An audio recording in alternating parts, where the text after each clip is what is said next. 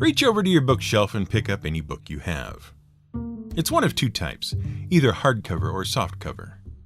Softcover means the cover is made of a slightly heavier paper stock than the actual pages of the book, while hardcover books are a more substantial affair. Hardcovers are made by taking a stiff material, usually a thick piece of cardstock, though sometimes they are made of a lightweight piece of wooden veneer, and wrapping and gluing fabric, leather, or a strong durable paper over it. Some hardcover books come with a dust jacket that wraps around the cover to help protect it. In hardcover books, between the covers is what amounts to a stack of paper glued to the cover of the book by pasting end papers to both the stack of paper, called the book block or text block, and the front and back covers. The book block is stuck together by gluing groups of paper together along the spine edge. In soft covers, the whole book block and paper cover are glued together along the spine. The book block itself is comprised of a series of folios. A folio is a group of papers which are individually called leaves. There are usually 8 leaves per folio, but it varies. These are folded over once, creating 4 surfaces for print on each leaf, called pages. The folded crease is sewn together in each folio to bind the folio together. Folios are then grouped and stacked together, held in a vise along the spine edge, and glued together with book paste.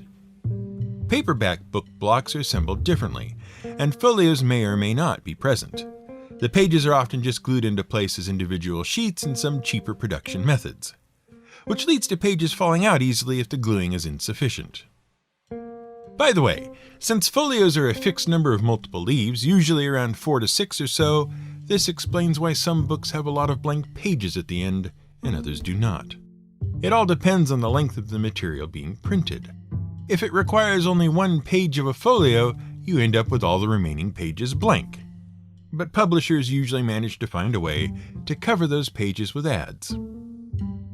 By now, you're wondering why we're going to all this trouble to describe how books are made when our topic is supposed to be scrolls, and we can't blame you. We're beginning to wonder ourselves, but bear with us.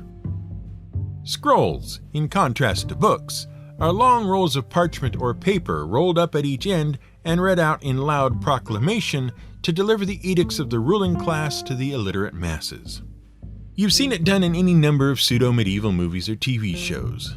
There's writing on them and everything, but usually the important bit is about 5 sentences in the middle of a scroll that is roughly 9 miles long, to judge by the amount still rolled up on either spindle. Curiously though, as inaccurate as most entertainments are when dealing with things historical, that depiction does point up one of the difficulties of only having scrolls around on which to contain your writing. It's darned hard to find the bit you actually want or need to read, or reference 2 different parts of the manuscript on the long rolled up section. We're not talking about just a foot or 2 of parchment. The average scroll was about 15 feet long, but some scrolls could be a dozen meters long or more, depending on the length of the text they held. The Sefer Torah is a scroll around 140 to 150 feet long, and contains the books of Moses from the Hebrew Bible. There isn't really a way to bookmark or index something like that makes it convenient to use and easy to find what you want. Which is one reason the Romans invented the codex, and we're certain you've been dying to know what the difference is between a codex and a regular book. Well, it's easy. You made a codex by very carefully accordion folding a scroll so that it displayed sections of text on a page-by-page basis. Then you attached the folded up scroll to wooden covers and spines and tied the whole thing together. Now you have a scroll that can be paginated, is protected enough to be durable and portable, and is easy to reference and get around in. A codex is a scroll in book form. And when you have a book, what you really have is a scroll made convenient. This is GM Word of the Week, and I'm Fiddleback. Dungeons & Dragons has a sort of love-indifference relationship with magic items, and scrolls in particular. Their non-love reaction isn't strong enough to be called hate, but later editions of the game certainly aren't as in love with scrolls and details about them as the first edition of Advanced Dungeons & Dragons was. By the time 4th and 5th editions rolled around, a scroll was just another thing your friendly neighborhood magic user could use to avoid having to memorize a spell he or she might only use once in adventure. earlier editions, however, make quite the point of how involved scrolls were to create. It wasn't all just spend some time and some coin and presto poofo, you had a scroll prepped to cast unbearable lightness of being. No, according to the earlier editions, you had to go to some effort. As you might expect, you couldn't make scrolls for spells you didn't already know. And heaven forbid you tried to create a scroll out of just any old stuff you had lying around. That way madness lay. If a wizard knows a spell, he can begin fabrication. His first step is to assemble the appropriate materials: quill, ink, and paper. These materials can't be commonplace items lest they mar the final product, or be consumed by the very magical energies the wizard seeks to inscribe. No, everything had to be special and of the finest qualities. Let's take a look at exactly what Gygax required for making scrolls, and what actually went on in the real world, just for funsies. The paper or other material upon which the scroll is inscribed must also be of fine quality. Paper is best for this purpose, followed by parchment and then papyrus. Which, frankly, is almost totally wrong. Papyrus, as you may be aware, was the first sort of paper available. It came from the papyrus plant, or rather, Cyperus papyrus, to give it its Latin name. And funnily enough, it's where the word paper came from, because papyrus was paper since forever ago. Maybe the problem is that we don't actually understand what paper is, and so we, and Gary, all think it's the stuff you get from mashing up trees or something. Which it is not. Or at least, that's not the only kind of paper. Paper is, and we quote somewhat, a thin material produced by pressing together moist fibers of cellulose pulp derived from wood, rags, or grasses, and drying them into flexible sheets. And papyrus is definitely one of those things. It's a sort of grass, sort of reed that grows in shallow water. It's got a triangular stem topped with other smaller stems that give an overall impression of a feather duster. At one time, it was found all over the Nile River Delta in ancient Egypt, and several other places around the Mediterranean. Though in modern times it isn't cultivated nearly as much as it used to be, and so is in decline in those areas. You could make all sorts of stuff from papyrus, not just paper. The Egyptians made boats and baskets, sandals and blankets, even medicine and incense, all from papyrus. To make paper, though, you first had to remove the outer rind of the stems to reveal the sticky, fibrous inner pith. Then, either using a special glue or simply allowing the pith enough time to decompose slightly and become naturally adhesive, you'd lay out a batch of pith vertically on a stone or other hard surface and cover that with another layer horizontally, making sure to leave no gaps. Beating on the whole mess until it was nice and flat would turn it into a single solid sheet, which you would then set a weight on top of and allow it to dry. After that, polish it up with a stone or other hard object and cut it to size. Depending on what parts of the pith you used, you could produce different qualities of paper on which to write. From the rough, coarse outer layer of pith, you could make everyday paper, while the finer inner layers of pith produced a smoother, fine paper for more formal or official writing. Long scrolls of papyrus, as with other materials, were made by stitching or gluing consecutive sheets together to the required length. The distinction to be made between paper made from papyrus and paper made from other sources like old cloth or wood pulp was in the way they were made. Papyrus is made through a process of lamination, that crisscross method we just told you about, where successive layers are built up in alternating patterns. Wood pulp paper is made by a process of mastication. Mastication, meaning to grind or crush. Once a fine mash of wood or cloth was achieved, it would be spread into a frame and allowed to dry. The thinner you spread it, the finer and thinner the resulting paper would be. These days, certain additives are introduced which produce different types of paper. In particular, clay can be added to the mix to produce extremely smooth or glossy paper, although some of the finest and most expensive writing papers are allowed to retain more roughness, which is called tooth. The general perception is that the heavier a single sheet of paper is, the more prestigious it is to write on. There's an upper acceptable limit, of course, to how rough and thick a paper could be and still be considered fancy before it simply became quaintly rustic. But we digress. Incidentally, you can make paper at home easily enough. Save up your dryer lint for a couple of weeks. Throw it in a blender or food processor with some water until it achieves a smooth consistency. Then spread it out on a sheet of parchment or strain it through a fine meshed wire frame until a consistent layer forms. Roll over it with a rolling pin to force water out and make a thinner layer. Then let it dry completely. You should end up with something about like construction paper, which is fun for the kids who are stuck at home to make and use. We've discussed before in our palimpsest episode how parchment was made and used. But to recap, take the hide of any animal you've got handy, clean it, lime it, stretch it, scrape it, and dry it. Now you have a parchment suitable for writing on. If you used calf skin, you could call your parchment vellum instead. Many official things were written on parchment because it tended to be more durable and kept longer. Also, it was a viable alternative to papyrus, which possibly was being monopolized in Egypt in the 5th century BC. They wanted it all, you see, because they had lots of little squiggly pictographs to write down, and gosh darn howdy, we just don't have enough to let the rest of the world have much at all. You know, unless you'd like to make us an offer we absolutely cannot accept, but why not try anyway? Go on! Eventually, parchment, and particularly the variant called vellum, was the de facto writing material for anything official, important, or legal.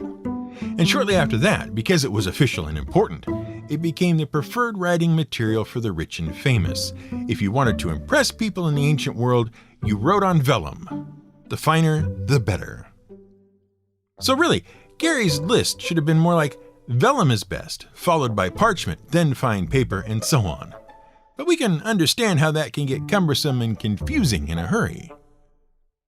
On the subject of writing instruments for magical scrolls, the quill used for each spell must be fresh and unused, lingering energies of the spell just transcribed cling to the quill. If the quill were used again, these energies would flow and intermingle with later attempts, causing them to fail.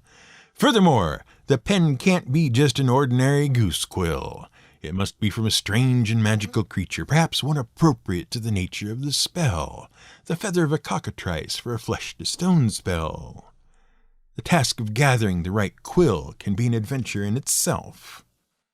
Now come on, even leaving aside the whole magical beasts and where to find them aspect of the rules, Gary is forgetting an entirely perfectly viable tradition for making scrolls that doesn't involve quills at all, from any creature.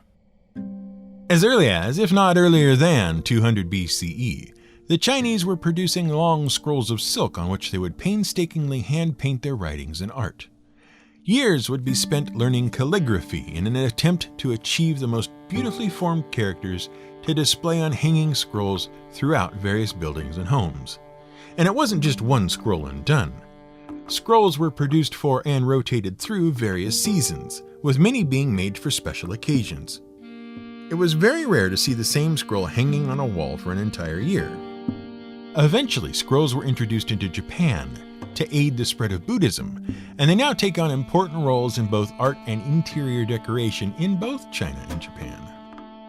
Hanging wall scrolls weren't the only type of scrolls the Chinese developed, though. Smaller scrolls called hand scrolls were produced.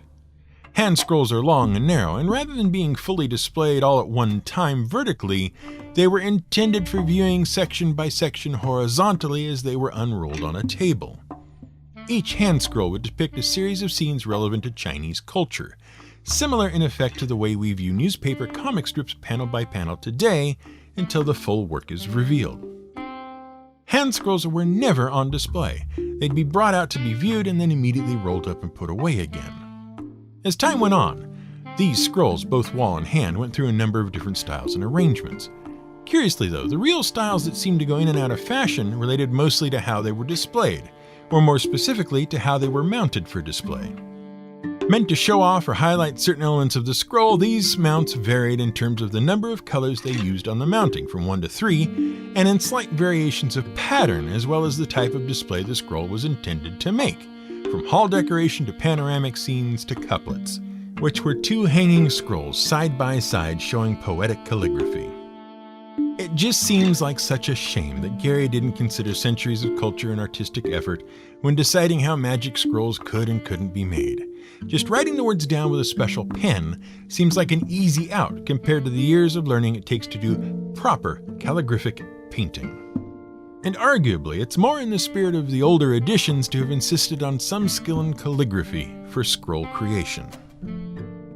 The third and final component for making scrolls is, of course, ink. You've got to have something to write the spell in, naturally. In this area, the DM has the greatest leeway to demand the most exotic ingredients and processes. The ingredient could be simple, the ink of a giant squid mixed with the venom of a wyvern sting, or the musk of a giant skunk brewed with the blood of a gorgon. It could also be complex in meaning, the tears of a crocodile and a drop of water from the bottom of the deepest ocean, or a drop of mead from the cup of King Thias, blended with the lamentations of the women from the funeral of a great hero. In general, the ink's ingredients should relate to the overall purpose of the scroll. As with the quill, the ink required for each spell should be different, and even each inscription of the same spell requires the batch to be brewed anew. After the character has gathered and brewed all the materials, he can begin the actual process of writing. Now, Gary sure had a way with words. On the one hand, he lets you demand exotic ingredients. On the other, he tells you they can be simple. And then, as an example of simple ingredients, he suggests giant squid ink and wyvern venom. We're not really sure Gary understood what simple means. The history of ink goes back so far, we aren't even sure where it began or how far back it actually goes. We know Egypt had ink from at least the 26th century BCE, and Chinese inks are reckoned to be at least 3 or 4 millennia old, at least into their Neolithic period. What really matters, though, is that archaeological evidence suggests that the earliest ink, and therefore the simplest, was developed independently by each and every ink-using culture. It was made from what we now call lamp black or carbon black, which is just a fancy way of saying soot. If you burn a thing, usually something oily or petroleum-based, and it doesn't get enough oxygen, it produces a sooty flame, which is basically unburnt carbon that can be collected by holding something over the flame until it becomes black. The glass chimneys of oil-burning lamps are great collection sites for this stuff. Scrape off a quantity of this lamp black, mix it in proper ratios with some kind of animal glue, possible candidates include egg whites, gelatin, or various hide glues, and you've got an ink of sufficient darkness and persistence to be worth writing with. For years, as we mentioned, this was the go-to ink in use wherever ink was in use. The Chinese had so much of it and used it so regularly that they turned it into ink sticks, which is ink made to the above formula and allowed to harden and solidify in a mold. The ink would be re-wetted and swished around with a brush until it was ready for use again. It doesn't fade over time and won't harm the paper it's used on. So good are carbon-based inks that odds are your printer still uses them. Except that the carbon is now in the form of nanotubes and a polymer is used to suspend the ink rather than animal glue. Gradually, by rough experimentation, other things turned out to produce useful colors too. Mostly things you could smash or crush. Bugs, berries, leaves, hopes and dreams, that kind of thing. By grinding a mixture of hide glue, carbon, and lamp and bone black pigments, the Chinese developed India ink, so named because some of its ingredients were imported from India. The Romans eventually worked out that you could take oak galls, sometimes called oak apples, but really a wound on the oak tree caused by a gall wasp trying to lay eggs and developing oak leaf buds. You could take oak galls, grind and crush them up, mix them with iron salts and a thickener, and produce an ink that starts black but fades to dark brown over time. Suddenly, it was all the rage, and by the 12th century, nearly everyone was using iron gall ink. The problem was, in spite of its popularity, it turns out ink made this way is just about the worst ink you could use if what you wanted to do was, for example, have documents that would last through the years. Not only does it eventually fade out into unreadability, it also damages the paper you put it on, corrodes the metal nibs of any pen not designed specifically to use it, and itself becomes brittle and liable to flake off the page. Many important works of music and literature were written with iron gall ink, and these are now being lost to time and an inability to satisfactorily preserve documents written with it without potentially destroying the document itself. Original Bach scores are decaying away in front of everyone's eyes, and nothing can be done about it. Today, inks come in a huge variety of colors, styles, and applications. Which one you use depends on what exactly you want to use it for. The formulation of these inks varies depending on what it should do. For making magical scrolls, presuming you haven't got a jar of dragon squeezings handy, many exotic inks are available for fountain pens and, by extension, quill pens. Some are, as you'd expect, strong primary colors in the usual spectrum. Others, though, are far more fanciful. Inks are made which contain microscopic metal flakes, giving them an unprecedented sheen and glitter-like appearance when dried. Others are designed to be unerasable by any means, not just indelible, but unremovable and inseparable from the document they appear on. One company even boasts an ink that can only be removed by laser. Why would you want such an ink? Well, it used to be the practice that forgers could wash a check, removing the ink showing the dollar amount of the check.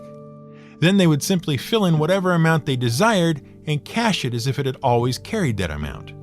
But with inks like these, often called bulletproof, that can't happen. The variety of modern inks is pretty amazing. Some fluoresce, some turn out in multiple colors at once, and other inks even glow in the dark, which should satisfy even the pickiest of Gygaxes and meet all your magical scroll scribing needs. But you can make your own inks at home too. Just take half a cup of any strongly colored berry, either fresh or frozen, press them through a strainer or fine sieve to separate the juice from the rest of the berries, add half a teaspoon of vinegar and half a teaspoon of salt, and you've got an ink good enough to use with cotton swabs and toothpicks that will retain its color and be permanent. And then you can just go ahead and make all the magical scrolls you want, regardless of what Gary has to say about it.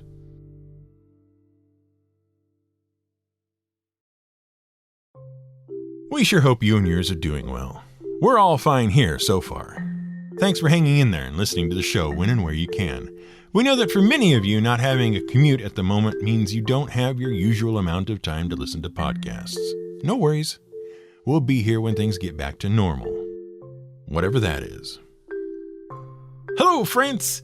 I know we're not in French or anything, and we're sure it's painfully obvious that we have no idea how to pronounce things French. But we like you all the same, all 20 or so of you who listen from there. Plus a few others here and there. Hang in there. As usual, a special thanks and shout out to our patrons on Patreon. You keep making it happen and we'll keep putting episodes together. Did you know we do a monthly chat with our patrons? We talk about show stuff and ideas for future episodes and whatever else happens to cross our minds. It usually takes about an hour and we'd love to have you join us. Head over to our website at gmwordoftheweek.com and follow the yellow banner at the top for the details on how to do that. We look forward to talking with you. This episode has been researched, written, and produced by yours truly, Brian Casey. Blue Dot Sessions made the music for this episode. They've got a lot of good stuff you can check out at sessions.blue. It matters not how straight the gate, how charged with punishments the scroll. I am the master of my fate. I am the captain of my soul.